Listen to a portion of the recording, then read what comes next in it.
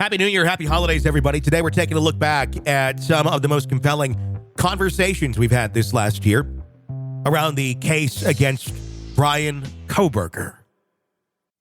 Murder in the morning from the Hidden Killers Podcast. Well, we just saw on Monday the next chapter begin in the horrific Idaho murders case. Bryan Kohberger being arraigned on all of the charges, the one count of burglary and then first-degree murder against the 4 college students in their home on King Road in Moscow, Idaho. It was an interesting hearing, I guess. I mean, it was pretty much what was to be expected. A lot of yeses, a lot of nos, a lot of just one-word responses from Kohberger. But when it came to a very specific moment that I think a lot of us have been waiting for, he didn't say shit. And this he just sat there chewing on his mouth. Did you happen to see him gnawing on the right side of his mouth? I did. I was trying to read, I trying to figure out what, the body language means on that, but I wouldn't have a body language person on. But yeah, I did notice that. But it was, what do you plead? And the way of doing this is to stand silent. But you literally state to the judge, we're going to stand silent. And his attorney did stand up and say, Judge, we're going to stand silent. And he said, very well. And then I'm going to put down not guilty for that. I don't really know how this affects anything of him standing silent on the plea, because he was forced to make a plea. If he wasn't going to verbally do it himself, and the judge will just plead not guilty on the record. So that is where that sits. The only thing I could think of is maybe it has some sort of inroad when it comes to them deciding if this is going to be a death penalty case or not. That's a possibility. And I don't know enough about, I guess, things like this to know why it makes a difference that he didn't say anything. I mean, he was speaking, so it's not like he decided he wasn't going to talk at all. No. He did say yes several times. Yeah. But then what is this stand silent thing that he did? It's weird. I think it's a control thing more than anything else, because I think he's obsessed with trying to control the narrative of anything that he can. And if that was the one thing he could do that he was going to be in control of and could do, he was going to do that. I don't think he wanted to give anyone the satisfaction of pleading at all. I think it was very much, screw you. You all want me to say this. Either way, I'm not going to do it. So I found that to be rather odd, but not guilty is the plea that has been entered for Kohberger.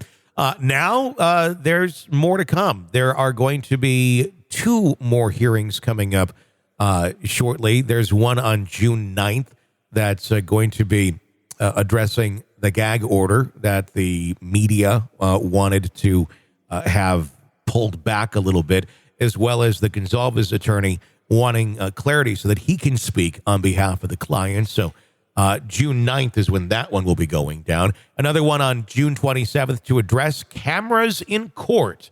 Will this end up being televised or will it not? I would hope that at the very least, we at least get audio out of this, like we did with the Daybell trial. But I would think you would. I think the public wants to know about this. It was something that, the public, they were terrified for the longest time. And I think it's a way to give closure to the community, to know that this is being handled in a certain way. I think it's really important. This is a public venue. I think the public needs to be part of it. I don't know why courts have the right to say no to things like this. Why don't we have every trial have some sort of access to watch it, to view it? These are, public events, and people are being tried in the court, our public system. It's not the court of public opinion. And I think you'd have less public opinion if there was more transparency on things like this. Yeah, absolutely. I think it's really important. This is our tax money. not yours and mine, but the taxpayers of that community. This is their court system. They have a right to know what's going on. And while certain things will be public afterwards, I think people do have a right to know what's going on during it as well. This is something that terrified this community for quite some time. No, completely. I mean, they didn't know if there was still a killer on the loose for a good month or so. When we were covering it at the very beginning, there was heavy criticism on the police because their PR in terms of how they came across to the public was not good. It really, but at the end of the day, they really did do a good job. They were very much on top of this guy and did not tip their cards at all. But I do think it could have been handled a little bit better because there was a lot of just no confidence votes, I think, and especially for the family. The families that were sitting there, too, really feeling like it was a Keystone Cop type situation. It wasn't. Yeah. At the end of the day, they did a great job. But when you're sitting there and your daughter is dead and you feel like the investigation is not going in a way that it should, and granted, it is just one's feelings, but it's a feeling of a parent who lost their daughter that is all now being investigated. I don't know. I think that could have been played a little bit better. How? I don't know. But it was very confusing to many at that moment in time. We've learned some new interesting developments in the case against Kohberger. One being shortly before the murders took place, he had a friend that was concerned because there had been items in her home that had been moved around. And that was really bizarre. And, well, she didn't call the police. Nothing was stolen. Who'd she call? Her new friend, Bryan Kohberger. Oh, God. And what did Bryan do? Bryan installed security cameras around the place. And if he wanted to, he could easily log into those very same security cameras himself to have himself a little peek. Oh, doesn't that just send chills down your spine? And if it doesn't, you're a serial killer. Because it's like he was setting her up to be the next one. I don't know if that was the case or not. I mean, I'm wondering if it was more of a experiment to see just how he could get into someone's home without them suspecting anything. Because to the friend, he looked like the savior. He came in like, oh, I'm going to help you. I'm going to put these cameras up for you. So he likely was the one who was being the burglar to begin with and moving things around. But then at the same time, coming in and being the savior to the problem that he likely created. Sounds a lot like Munchausen syndrome, doesn't it? Yeah, I mean, with different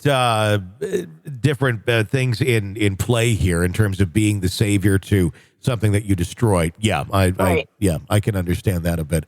The other piece that I found to be very interesting, and I'm very interested to hear if we're going to find out more about any of this, if anyone will ever speak out. But there's some sources that had reported to Dateline that it wasn't just the warm, happy, fuzzy Christmas that everyone would like to believe everyone had last year together. Snow on the ground and the Poconos and him with his family and sisters celebrating the holiday.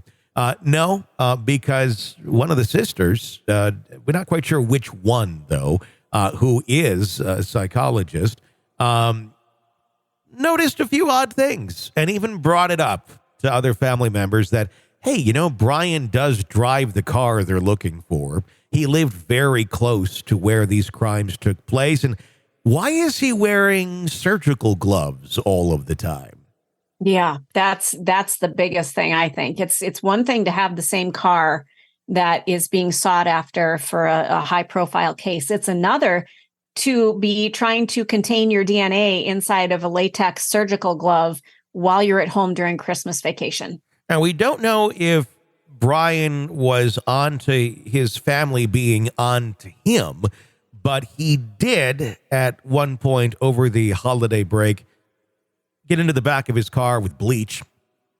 And like you do on Christmas break. Because who doesn't go clean their car with bleach like super late at night or super early in the morning when no one's looking? And then take anything of scraps or junk or trash and put it in the neighbor's trash can. Not yours, Right. But let's go over to the neighbors. When they arrested him, when they went into his house, they found him with surgical gloves on, arranging his trash in various Ziploc bags. Again, like you do. Like, who doesn't do that? Who doesn't arrange their trash in Ziploc bags? I'm sorry, this is looking an awful lot like a very guilty person. He's either one of the most paranoid people in the world, or he's a very guilty person. I would imagine that being pulled over twice in 10 minutes on his way home may have put the fear of God into him a little bit, because that was rather awkward and strange. And initially, the talk was that, this was, they were tailing him the whole time. Turns out that really wasn't quite accurate. It was actually police were doing random drug check stops on the highway. They were looking for people driving specific ways, maybe a quick shift, maybe a quick turn to another lane. And Kohberger was tailgating some vehicles. So from what we understand, and the FBI really hasn't said a whole lot either way, but local law enforcement have said that it was stops of that nature. But yeah, definitely scared him. That's without a doubt.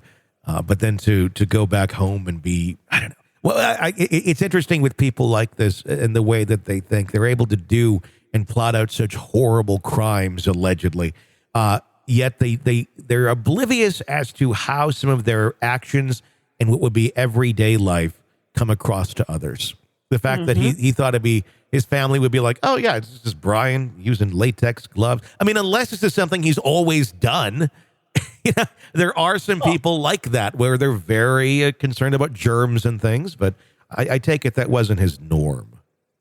Well, and that's why it stood out to his family members. It's one thing if you're like Sheldon on Big Bang Theory, and needing Purell and a napkin over things before you'd touch it.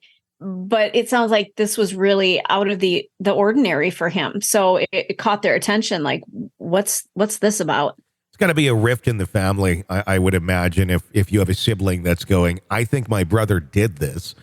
And the dad saying, no, I don't think it could be him.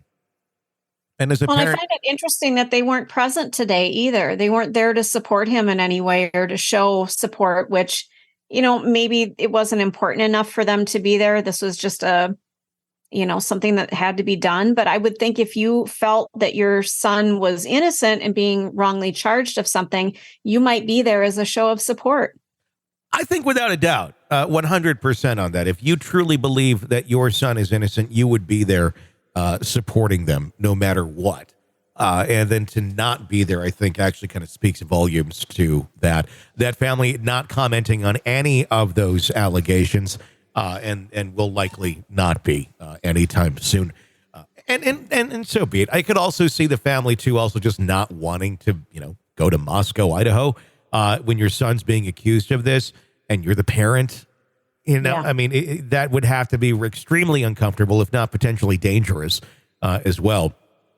To be the parent of this, the villain that we've made him out to be, and whether he is or not, we'll find out. It's all innocent until proven guilty, but the evidence sure points to him being a villain. It really does. And his family, there's no way they could stay in a hotel somewhere, unless they were under an alias. There's no way they could make reservations anywhere for dinner. There's just no way they could have snuck in under the media attention. There's no way. Now, I mean, I do feel bad for that family as well, because they're going, this is something nobody signs up for. Nobody's like, hey, I suppose some people do teach their children how to be killers, but I don't think they did. I think this is, acting out on his own fruition.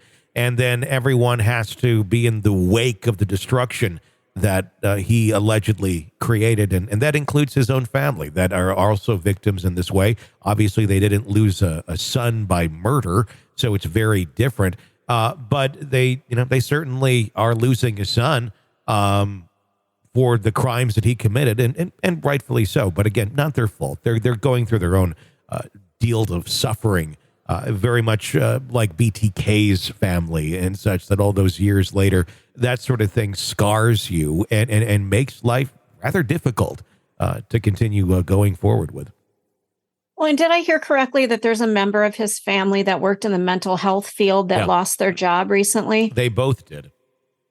Oh, wow. Both sisters lost their jobs because of the publicity of the case and just the onslaught of attention that was, media's reaching out to anybody and everybody to talk, and it became too much of an issue to keep them.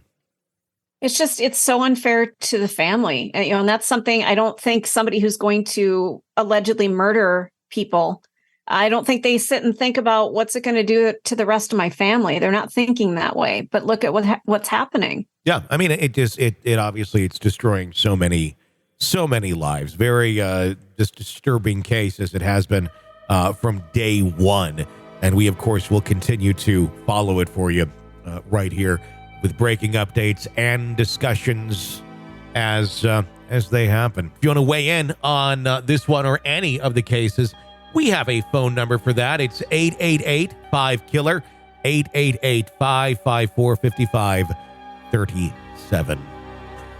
For Stacy, I'm Tony. Stay with us.